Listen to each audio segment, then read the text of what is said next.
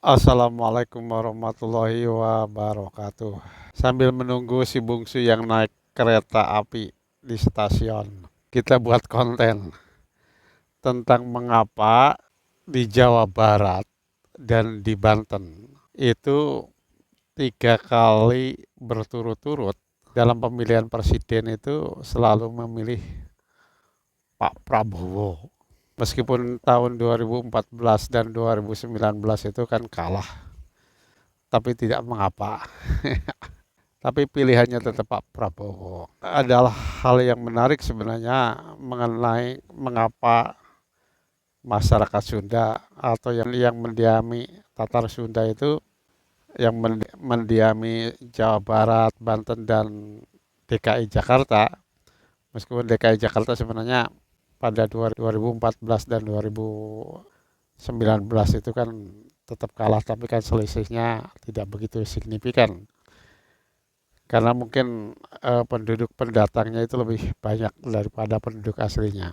Tapi penduduk aslinya itu karena masih keturunan yang sama dengan masyarakat Jawa Barat dan masyarakat Banten, yaitu dari Tatar Sunda. Yang pertama itu kan masih relatif berpikir rasional. Masyarakat Sunda itu atau masyarakat Tatar Sunda itu mayoritasnya itu mempunyai suatu kecenderungan rasional. Karena ada suatu ungkapan yang begini, manuk hiber kujang-jangna jalma hirup ku akalna. Burung terbang oleh sayapnya, manusia itu hidup oleh akalnya. Jadi sebenarnya masyarakat Sunda itu secara tradisi itu mempunyai kecenderungan yang rasional. Makanya ketika Prabowo dibandingkan dengan rivalnya secara naluri itu langsung mendukung Prabowo lah gitu. Karena dia itu secara rasional kan lebih berpendidikan lah. Jadi yang pertama tadi kan udah diungkapkan bahwa ya masyarakat Sunda itu ya yang pertama itu ya ada konsep akal. Suatu ungkapan yang berbunyi manuk hiber kujang janga jalma hirup ku akana. Burung terbang oleh sayapnya, manusia itu hidup oleh akalnya. Jadi manusia itu hidup oleh akalnya. Jadi orang Sunda itu sebenarnya mempunyai kecenderungan yang rasional. Pak Rocky Gerung aja mungkin belum tahu ini. Doktrin orang Sunda kok ada. Mungkin Pak Rocky Gerung kaget mungkin. Kok ada? Ternyata ada masyarakat Indonesia yang mempunyai doktrin tentang akal. Mungkin gitu. Jadi selama ini mungkin ya Pak Rocky Gerung ya nggak tahu itu. Karena mungkin intelektual Sunda sih tidak banyak memberitahu beliau itu. Jadi seolah dia sendirian ketika berbicara tentang akal sehat. Ternyata orang Sunda itu lebih berakal sehat. Jadi tadi tentang mengapa masyarakat Sunda itu ya memilih Prabowo ya mungkin karena kecenderungan akal sehatnya itu ya. Kecenderungan tentang konsep akalnya. Jadi masyarakat Sunda sebenarnya berkecenderungan rasional. Yang kedua itu dalam memilih pemimpin itu masyarakat Sunda itu punya konsep yang diungkapkan dalam suatu peribahasa gini. Kalau mau memilih pemimpin itu kudu hade gogok hade tagok. Jadi dalam memilih pemimpin itu kudu hade gogok kudu hade tagok. Artinya gini, jika memilih pemimpin itu harus mempunyai keunggulan, harus HD itu kan baik dalam berbicara dan baik dalam bersikap. Ya, gitu kalau secara harfiahnya ya.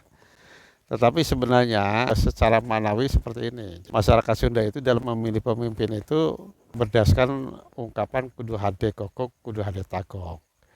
Jadi pemimpin itu harus berwibawa dalam berbicara dan harus gagah dalam penampilan gitu kan. Hade kokok. Hade kokok itu kan baik dalam berbicara atau berwibawa lah. Jadi berarti kan intelektualnya harus bagus. Orang yang berbicara bagus itu kan yang terstruktur itu kan orang-orang yang berpendidikan kan gitu. Berarti kan intelektualnya harus lebih bagus. Yang kedua itu ya hade tagok. Tagok itu kan penampilan. penampilan orang ketika jongkok sebenarnya.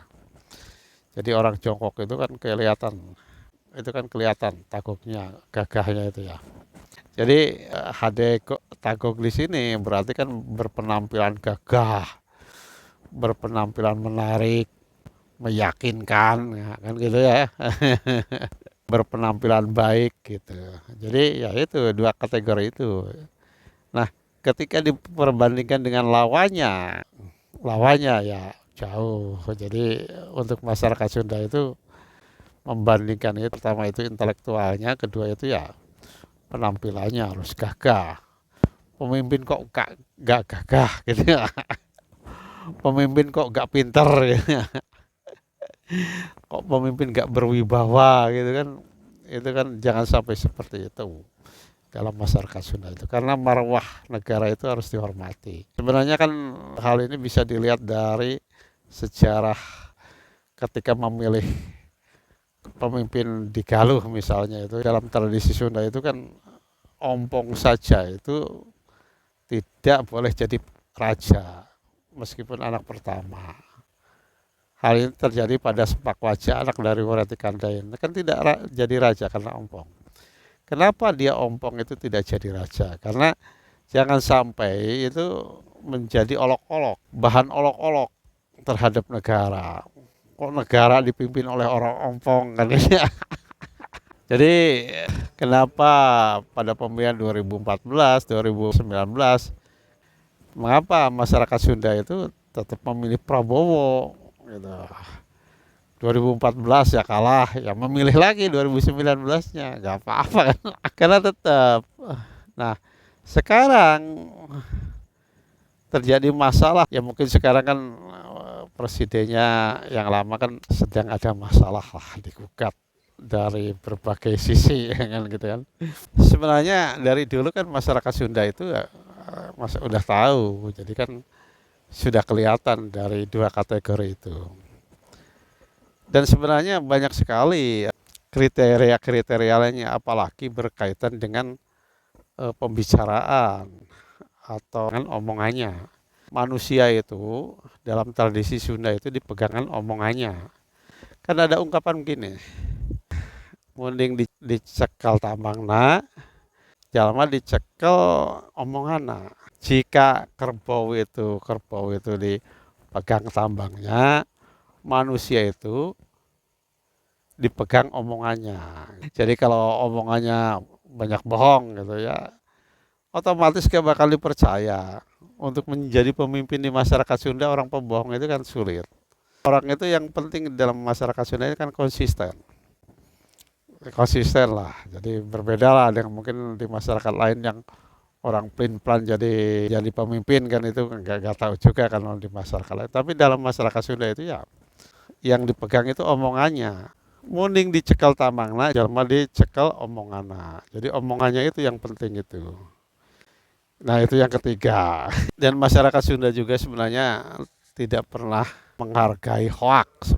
Dalam tradisi Sunda itu hoak itu sangat dibenci sebenarnya. Kan ada peribahasanya, ulah ngaliarkeun talis ateul. Jangan ngaliarkeun itu kan menyebarkan talis ateul. Talis ateul itu talas yang gatal.